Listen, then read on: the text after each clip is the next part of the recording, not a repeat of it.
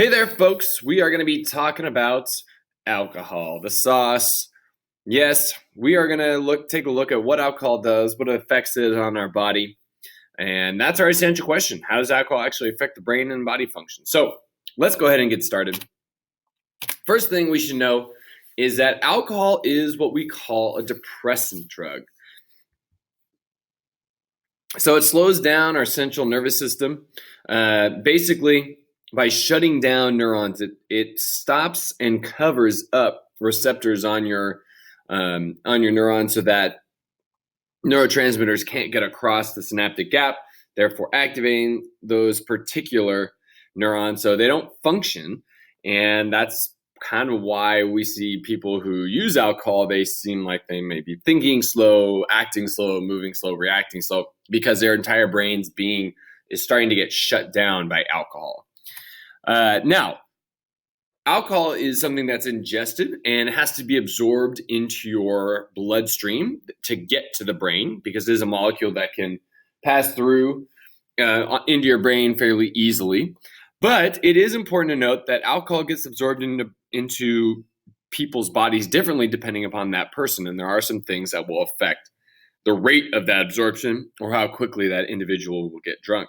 So you can see here there's quite a few, but the amount of alcohol that you actually drink and how potent it is, or like what the type of alcohol you're drinking, that's going to be very important, because a beer is going to be less potent than like hard alcohol, things like that.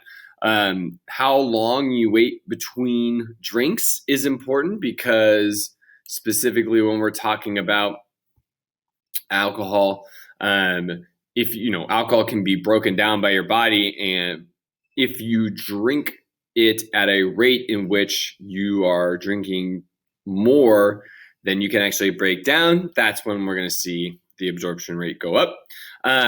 If you have food in your stomach, so if you've eaten anything, your body weight, men tend to not absorb it as quickly as women do, just for whatever reason. People have individual tolerances as well, meaning that certain individuals might be able to drink more than others. And also, if you have any other drugs in your system specifically, that's going to dictate whether or not you absorb the alcohol faster or slower. So one of the things we talked about up the top is that how it's a depressant. In this picture is an example of that. You can see this person up on top is a non-drinker. These red marks or red areas on this scan of a brain show areas of activity. So the brighter they are, the more active it is. And you can see with someone who's been drinking, they have less active areas in their brain. That's because the alcohol's gone in and shut those areas down, so they're not actually on. Okay. So how do we determine how drunk you are? Through BAC or BAL, which is blood alcohol level or blood alcohol concentration. Just measures the amount of alcohol in your blood, and it's going to do so in a decimal that we can kind of figure out, basically turn it into a percentage, right? 0.08 is the legal limit for anyone 21 and over in terms of how much you can have in your system at any one time. That's 8% of your blood would be alcohol. A lot of people, when we're looking at this, all the times when you hear about people getting DUIs, they're way above the 0.08 limit. And just that's at a very dangerous level. So if we're looking at blood alcohol content and its effects, like a 0.01, you have some decreased inhibitions. One of the reason for that is alcohol actually starts shutting down your cerebral cortex first, the area of where like your higher order thinking skills are, where you kind of like question, should I do this or not? Alcohol shuts those down real quick. At between 0.01 and 0.02, we got vision changes. So you might get tunnel vision. You might start getting a little blurry vision, not being able to see as great as you did before. You're going to see changes in your inhibition at 0.03. And then 0.05, this is like when people might feel a buzz. Your motor coordination is getting lower, things like that. And you can see that as you go, it keeps getting worse and worse. 0.15 to 0.2 is like, that's basically where you have some severe loss of judgment, muscle coordination. And then at 0.3 and 0.4, you got passing out and, basically death. So you don't want to get up to that 30% or 40% of your alcohol being blood, or even 50% is not a good thing. So you can kind of take a look at that and see the differences in how we can actually react or perform when on that amount of alcohol. And of course, how quickly you get to any of these particular blood alcohol levels will be dependent upon how fast you absorb it, and a whole host of individual things. Okay, so like I talked about earlier, the amount of time that you wait in between drinking is important because alcohol can be metabolized about 1 drink per hour. Now, it's also, we talked about what was important in terms of raising your blood alcohol level was what type of drink or the type of alcohol or potency that you're ingesting. Because when we look at it, a drink is different depending upon the type of alcohol you're drinking. Hard alcohol, only 1.5 ounces is considered a drink.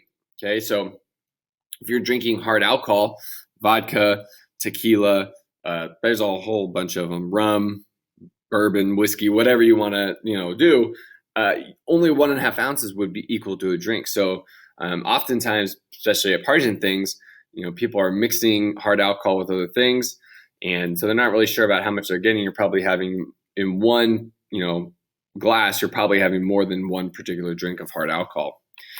A 12-ounce beer is considered 1 drink. So beer is less potent than hard alcohol, and beer is less potent than wine because you only need 5 ounces of wine to be considered an actual drink.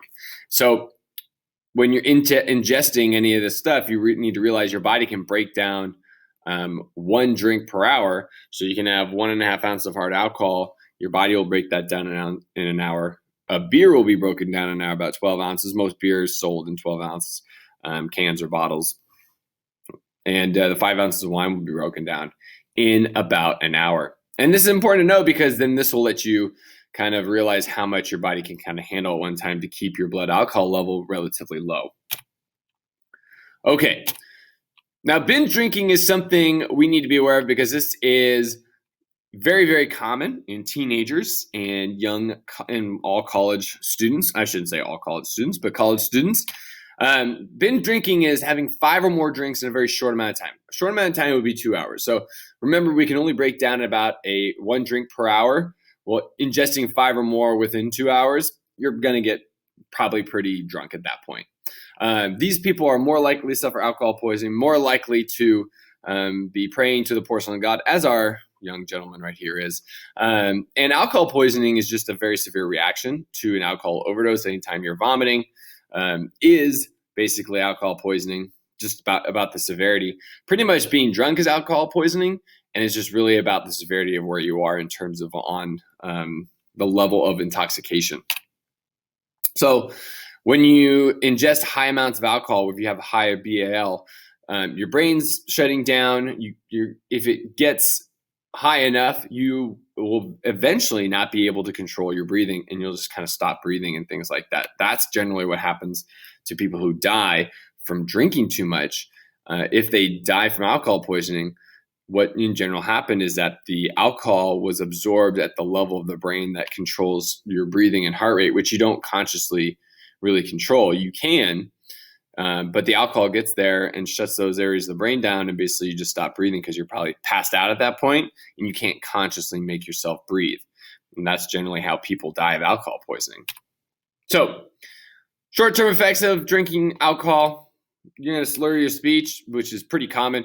The areas of the brain responsible for controlling speech on the outside, on your cerebral cortex, and anything within that higher order area is going to be affected first. So slurred speech, you're going to have poor coordination, you're going to have slower reflexes, you're going to start losing balance, okay, blurred vision, confusion, heart rate and breathing rate do decrease against the depressant.